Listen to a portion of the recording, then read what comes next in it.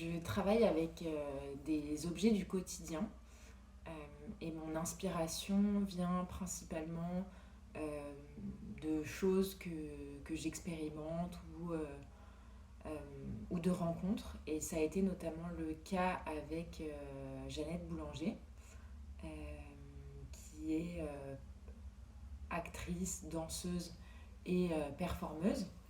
Elle co-organise des soirées à Marseille qui s'appellent les soirées Cagole Nomade.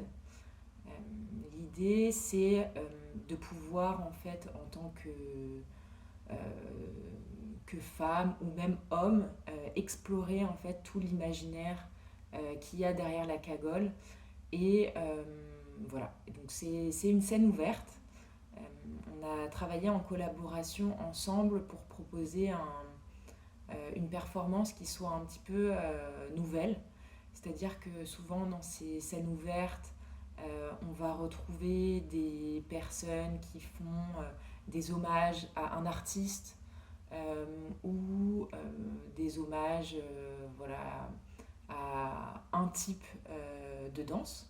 Là, l'idée, c'était de vraiment mixer différents genres et de proposer quelque chose de différent et de nouveau, euh, mais aussi de challenger et d'apporter un regard critique euh, à aujourd'hui la vision du corps des femmes. On a appelé cette performance Belle Gosse. L'idée, c'est de vraiment montrer comment, en fait, on a évolué avec, par exemple, les stars qu'on suivait ou les imaginaires, surtout, dans lesquels on était pris. Donc, de enfant, un imaginaire voilà, plutôt tourné vers la princesse.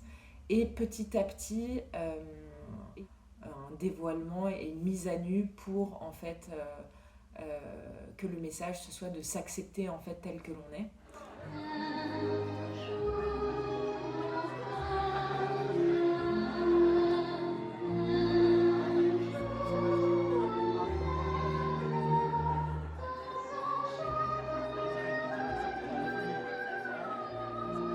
Mon rôle dans cette performance, ça a été euh, principalement d'écrire le scénario euh, de cette jeune fille à cette femme adulte qui s'assume.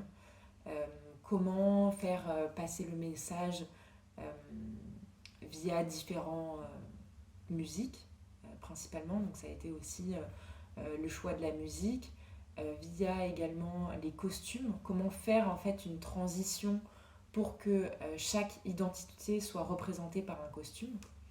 Le tout premier costume a été réalisé par mes soins.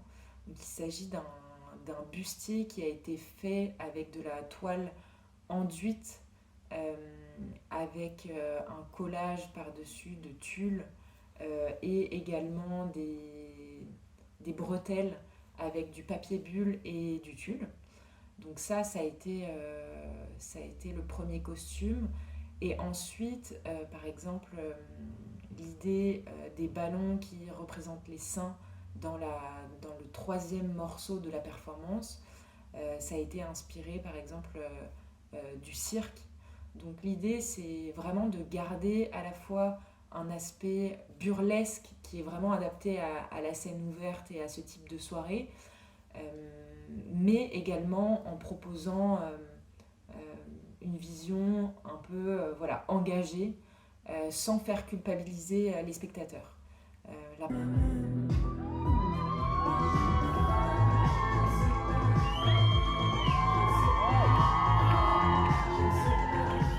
On a été assez surprise de la réaction du public qui a été hyper positive en termes euh, de commentaires, en termes de même sur scène d'applaudissements.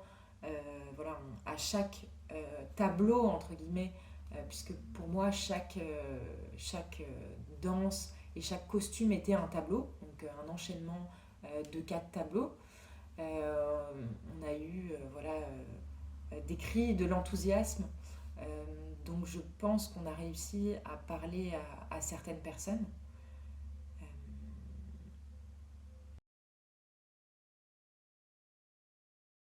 dans le sens qu'il faut créer un espace pour pouvoir créer. un espace en fait où on n'est pas lié avec le temps. Aujourd'hui, j'ai travaillé depuis mes 24 ans, donc ça fait 6 ans, et je me rends compte que cette oisiveté, elle m'avait été enlevée ces dernières années.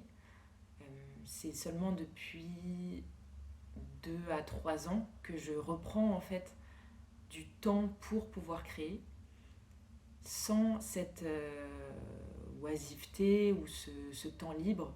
Je ne sais pas comment on peut l'appeler. Pour moi, en tout cas, c'est pas possible de trouver suffisamment d'inspiration et de temps pour pouvoir euh, créer quelque chose. À 18 ans, je me sentais pas de postuler dans une école d'art. C'est la raison pour laquelle j'avais trop peur en fait. J'avais peur de ces névroses, de ce qui allait ressortir de ce travail sur nos parts sombres. Euh, Bien sûr qu'on a tous des, des, des dark sides, mais à cette époque, j'étais pas du tout prête euh, à les voir en face. Et le travail artistique, pour moi, nous confronte forcément à des moments de nos névroses, nos paradoxes. Euh, et c'est justement parce qu'on a conscience de ces névroses et qu'on a conscience de ces émotions que le travail artistique peut apparaître. Sans être à l'aise avec ses émotions et à l'aise avec voilà, ces potentiels traumas, je pense que c'est plus compliqué de pouvoir véhiculer des sentiments en créant. Euh, Notamment, mes lectures me font aussi penser que euh, plus on a de névroses et presque meilleur le travail est. Non, j'exagère, mais en tout cas, le travail, par exemple, de Niki de Saint-Phal, alors c'est au-delà des névroses, on n'est plus sur du traumatisme, mais pour le coup, ce qu'elle a été capable de faire, notamment dans ses performances où elle tire sur des objets et sur de la peinture, je trouve ça complètement novateur et assez incroyable de violence, mais qui parle aussi à beaucoup de gens.